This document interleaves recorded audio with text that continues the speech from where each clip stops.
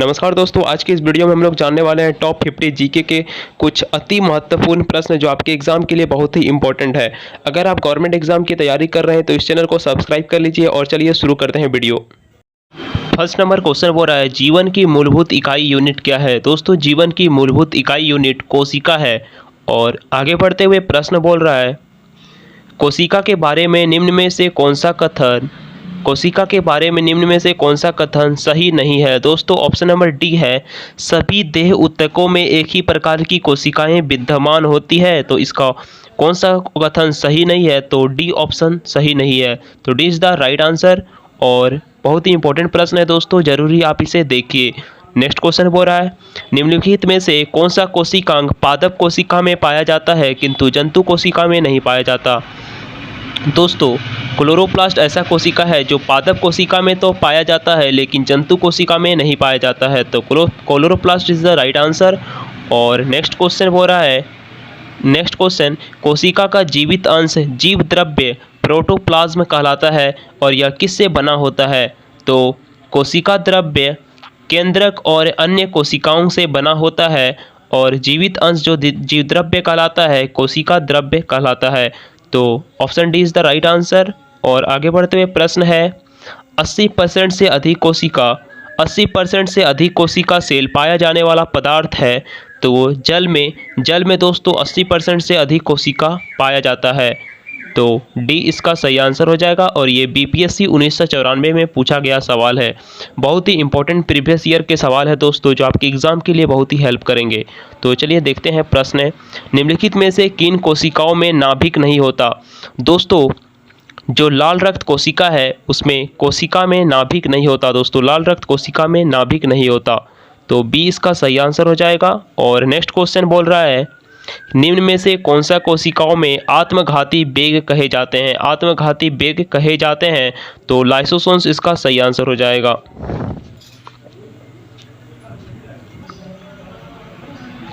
और 8 नंबर प्रश्न बोल रहा है, निम्नलिखित कोशिका अंगकों में कौन सा एक अर्धपरागम्य है। दोस्तों, निम्नलिखित में से कोशिका अंगकों में से कौन सा एक अर्धपरागम्य है। तो कोशिका झिल्ली इसका सही आंसर हो जाएगा। कोशिका झिल्ली जो है वो अर्धपरागम्य है। और नेक्स्ट क्वेश्चन बोल रहा है, निम्नलिखित में से किसको कोशिका का पावर प्लांट भी कहते हैं। दोस्तों, जो माइटोकॉन्ड्रिया है उसे कोशिका का पावर प्लांट भी कहा जाता है। और नेक्स्ट क्वेश्चन, कोशिका का शक्ति स्रोत क्या होता है। दोस्तों, कोशिका का शक्ति स्रोत होता है वो माइटोकॉन्ड्रिया, इसका सही आंसर हो जाएगा। 11वें नंबर प्रश्न बोल रहा है, मानव शरीर में मौजूद निम्नलिखित कोशिकाओं में से किसमें माइटोकॉन्ड्रिया नहीं पाया जाता।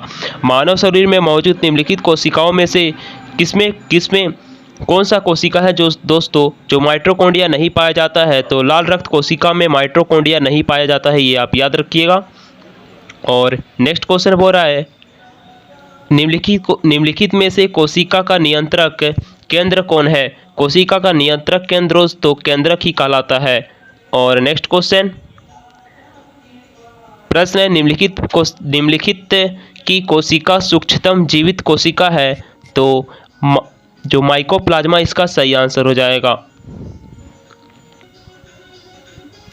और नेक्स्ट प्रश्न है, डीएनए का संबंध जिस अति मूल प्रोटीन से है उसे क्या कहते हैं। तो हिस्टोन कहते हैं। हिस्टोन इसका सही आंसर हो जाएगा। जो डीएनए का संबंध जिस अति मूल प्रोटीन से है उसे दोस्तों हिस्टोन कहा जाता है। और एसएससी 2016 का ये प्रश्न है, अपडेटेड सा प्रश्न है दोस्तों, जरूरी आप इसे देखिए, बहुत ही आपको हेल्प होने वाला है एग्जाम के पॉइंट ऑफ व्यू से। निम्नलिखित में से किसे एक कोशिकीय कोशिकांग समूह में डीएनए होता है। निम्नलिखित में से दोस्तों कोशिकीय कोशिकांग समूह में डीएनए होता है। तो सूत्रकनिका में, केंद्रक में और हरित लवक में दोस्तों डीएनए होता है, ये आप याद रखिएगा। और नेक्स्ट क्वेश्चन चलिए देखते हैं। प्रश्न है, डीएनए की पॉलीन्यूक्लियोटाइड श्रृंखला में क्या समाविष्ट होता है। तो एक नाइट्रोजनी क्षारक, डीऑक्सीराइबोसोज शर्करा और फास्फेट इसका सही समूह होता है। तो सही option number A is the right answer. Next question प्रश्न है, चिकनी अंतःइवयी जालिका के अनुरूप अनुपूरक कार्यों से एक कार्य है। चिकनी अंत्यावयवी जालिका के अनुपूरक कार्यों से एक कार्य है। तो विषैले पदार्थों का निवेशीकरण इसका सही आंसर हो जाएगा और एनडीए में ये पूछा गया प्रश्न था। नेक्स्ट प्रश्न है, बोला निम्नलिखित में से क्या डीएनए में मौजूद रहता है? निम्नलिखित में से क्या डीएनए में मौजूद रहता है किंतु आरएनए में मौजूद नहीं रहता? तो थायमिन इसका सही आंसर हो जाएगा। थायमिन है जो डीएनए में मौजूद रहता है थायमिन में, लेकिन आरएनए में मौजूद नहीं रहता थायमिन। नेक्स्ट क्वेश्चन, आरएनए का प्राथमिक कार्य क्या होता है? आरएनए का प्राथमिक कार्य दोस्तों प्रोटीन संश्लेषण इसका सही आंसर हो जाएगा और एसएससी 2016 का ये प्रश्न पूछा गया सवाल है। नेक्स्ट प्रश्न है राइबोसोम। प्रश्न है राइबोसोम्स होते हैं तो ये आरएनए होते हैं राइबोसोम। नेक्स्ट क्वेश्चन, आनुवांशिक यूनिट अर्थात जीन होते हैं। आनुवांशिक यूनिट अर्थात जीन होते हैं तो गुणसूत्रों में दोस्तों इसका सही आंसर हो जाएगा। नेक्स्ट प्रश्न है, बोला डीएनए की द्विकुंडलिनी संरचना किसके द्वारा दी गई थी? डीएनए की द्विकुंडलिनी संरचना किसके द्वारा दी गई थी? तो वाटसन तथा क्रिक के द्वारा दी गई थी संरचना। नेक्स्ट प्रश्न है, नेक्स्ट प्रश्न बोल रहा है सबसे पहले डीएनए को अलग किसने किया था? तो फ्रेडरिक हॉमस्टर ने डीएनए को सबसे पहले अलग किया था। इम्पोर्टेंट प्रश्न है, जरूरी आप इसे देखिए। और चलिए देखते हैं प्रश्न। डीएनए के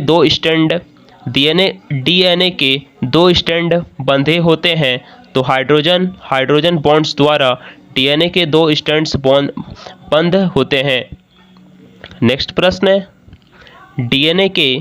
प्रश्न बोल रहा है डीएनए के तंतुगत स्टैंड में आरएनए में आनुवांशिक सूचना के प्रतिरूपण की प्रक्रिया क्या कहलाती है? तो अनुलेखन कहलाती है। बी इसका सही आंसर हो जाएगा। नेक्स्ट प्रश्न बोल रहा है प्रयोगशाला में सर्वप्रथम डीएनए का संश्लेषण किसने किया था? तो दोस्तों आपको बता दें प्रयोगशाला में सर्वप्रथम डीएनए का संश्लेषण खुराना ने किया था। Khurana is the right answer.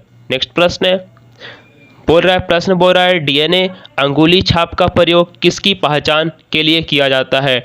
DNA अंगुली छाप का प्रयोग दोस्तों उपयुक्त सभी इसका सही आंसर हो जाएगा। माता पिता बलात्कारी चोर के लिए पहचान के लिए किया जाता है डीएनए। नेक्स्ट प्रश्न है जीव कोशिकाओं में आनुवांशिक लक्षणों के नियंत्रण में निम्नलिखित में से कौन सा उत्तरदायी है? तो डीएनए ही इसका सही आंसर हो जाएगा। नेक्स्ट प्रश्न बोल रहा है पुरुषत्व के लिए कौन सा गुण सूची संयोजन उत्तरदायी है? तो XY इसका सही आंसर हो जाएगा। पुरुष एवं पुरुषत्व के लिए कौन सा गुण सूची संयोजन उत्तरदायी है? तो XY is the right answer, option number D. Next प्रश्न बोल रहा है मनुष्य में कौन सा क्रोमोसोम में मिलने से बालक का जन्म होता है? निम्न में से कौन सा क्रोमोसोम से मिलने से बालक का जन्म होता है? दोस्तों पुरुष का Y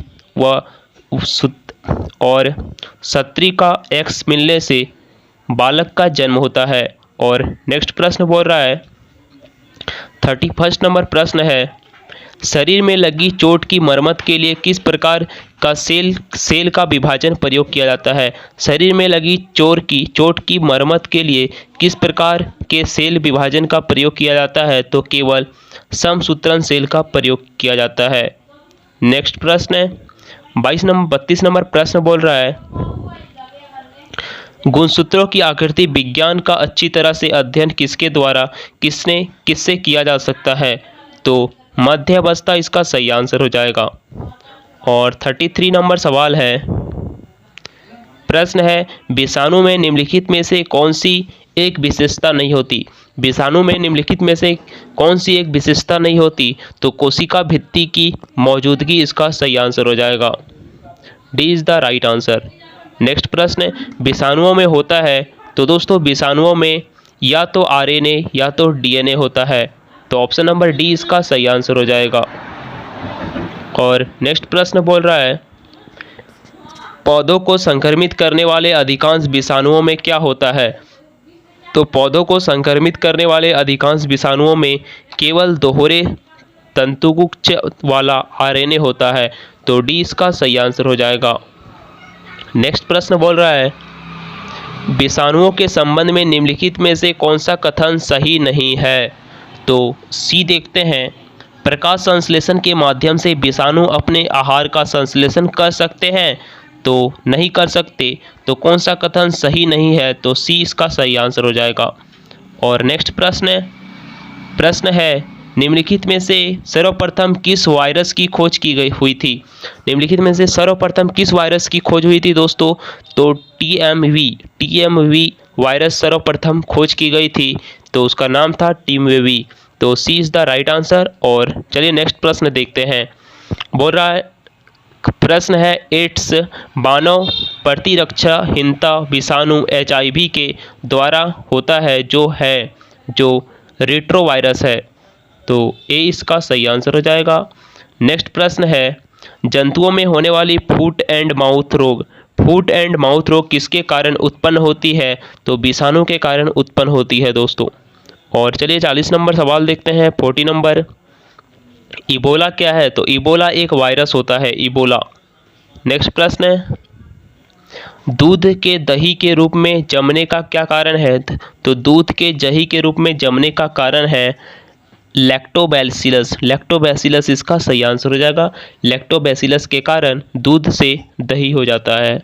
नेक्स्ट प्रश्न है, निम्नलिखित में से कौन सा नाइट्रोजन फिक्सिंग बैक्टीरिया है? निम्नलिखित में से कौन सा नाइट्रोजन फिक्सिंग बैक्टीरिया कहलाता है? तो राइबोजियम इसका सही आंसर हो जाएगा। नेक्स्ट प्रश्न है, नाइट्रोजन स्थिरीकरण जीवाणु किस पौधे की जड़ के साथ संयोजन करते हैं? तो दालें इसका सही आंसर हो जाएगा। नेक्स्ट प्रश्न है, फलीदार पादपों की जड़ों में उपस्थित गांठों में पाए जाने वाले नाइट्रोजन स्थिरीकरण जीवाणु है। तो सहजीवनी इसका सही आंसर हो जाएगा। Option number C is the right answer. और उत्तर प्रदेश PCS का सवाल है दोस्तों ये। नेक्स्ट प्रश्न बोल रहा है, आनुवांशिक हेरफेर द्वारा प्राकृतिक पृथक्कृत से विकसित जीवाणुओं का कौन सा जीवाणु विभेद समुद्र में बिखरे तेल का निवारण करने के लिए उपभोग में लाया जा सकता है? तो सियोडोमोनास इसका सही आंसर हो जाएगा। Option number D. नेक्स्ट प्रश्न बोल रहा है, प्रशीतन खाद्य प्रशिक्षण में मदद करता है। तो जैव रासायनिक अभिक्रियाओं की दर को कम करने के लिए प्रशीतन खाद्य परीक्षण में मदद करता है। तो बी इसका सही आंसर हो जाएगा।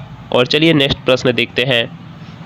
पूरा अवायवीय स्थिति में जैविक पदार्थ के जीवाणुओं के अपघटन को क्या कहते हैं? तो किण्वनीकरण इसका सही आंसर हो जाएगा। किण्वनीकरण कहते हैं। 48 नंबर सवाल है, जीवों के निम्नलिखित प्रकारों में छत्रक किसके संबंध है? छत्रक किससे संबंध है? तो कवक इसका सही आंसर हो जाएगा। जीवों के निम्नलिखित प्रकारों में से छत्रक कवक से संबंध है। नेक्स्ट प्रश्न है, सामान्य खाद्य छत्रक क्या होता है? तो कसकर ठसाठस भरे कवक जाल इसका सही आंसर हो जाएगा। ऑप्शन नंबर सी होता है कसकर ठसाठस भरे कवक जाल। और लास्ट 50 नंबर सवाल प्रश्न है, ईस्ट मिलाने पर गूथे हुए आटे के उठने का क्या कारण है? ईस्ट मिलाने पर गूथे हुए आटे के उठने का क्या कारण है? तो दोस्तों इसका जवाब आप कमेंट बॉक्स में दीजिए। दोस्तों उम्मीद करते हैं ये वीडियो आपको पसंद आई होगी। और भी इसी तरह के वीडियो देखने के लिए हमारे इस चैनल को सब्सक्राइब कर लीजिए।